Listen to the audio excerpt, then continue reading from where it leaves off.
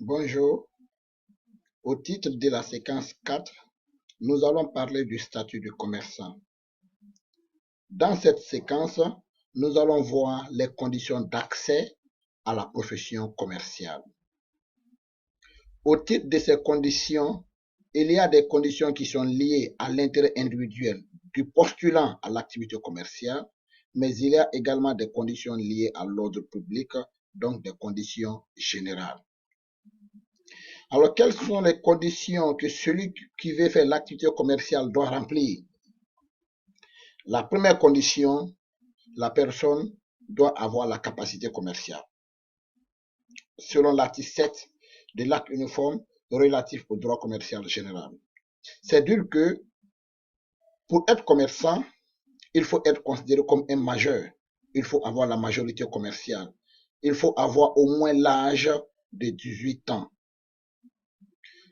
Dans l'acte uniforme relatif au droit commercial général, un mineur, c'est-à-dire celui qui n'a pas encore atteint les 18 ans, peut de toutes les façons exercer l'activité commerciale, mais à condition qu'il soit émancipé.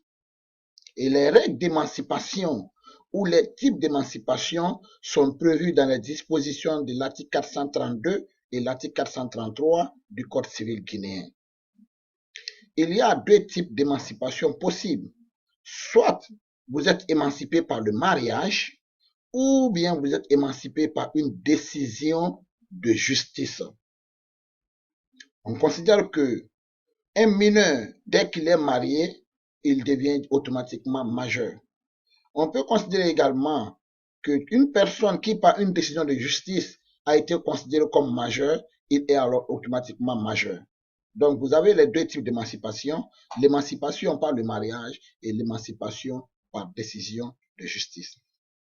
Pendant très longtemps, il a été refusé au conjoint du commerçant d'effectuer des actes de commerce. Face à la lutte contre l'inégalité entre l'homme et la femme, ces travers-là n'existent plus et l'homme et la femme peuvent tous exercer l'activité commerciale.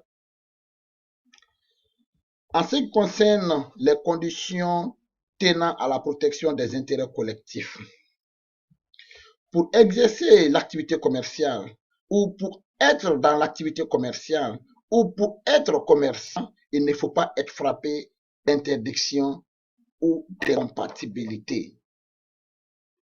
En ce qui concerne les incompatibilités, il s'agit du fait que vous avez déjà une première qualité qui ne peut pas aller avec la qualité de commerçant. Les incompatibilités sont toujours prévues par la loi. C'est la loi qui dit que telle qualité est incompatible à la qualité de commerçant. Alors, tant qu'une disposition légale ne parle pas de l'incompatibilité, alors vous pouvez exercer l'activité commerciale.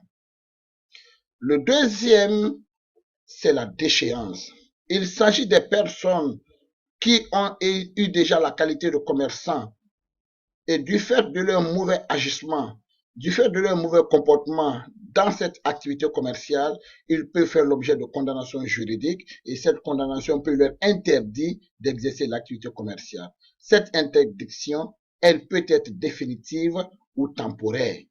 Alors, tant que l'interdiction n'est pas levée, la personne ne peut pas exercer l'activité commerciale.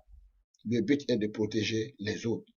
Il y a certains types d'activités pour lesquelles, pour les exercer, il faudrait une autorisation administrative.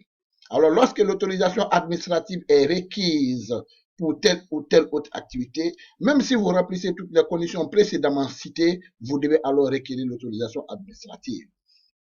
C'est le cas, par exemple, de l'ouverture d'une officine de pharmacie.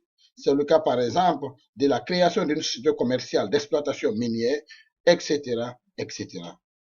Donc, chers étudiants, voilà ce qu'il faut retenir en ce qui concerne les actes de commerce, en ce qui concerne le statut du commerçant. Pour adhérer à la vie commerciale, il faut remplir ces conditions, les conditions liées à la personne et les conditions liées à l'ordre public, à l'intérêt collectif.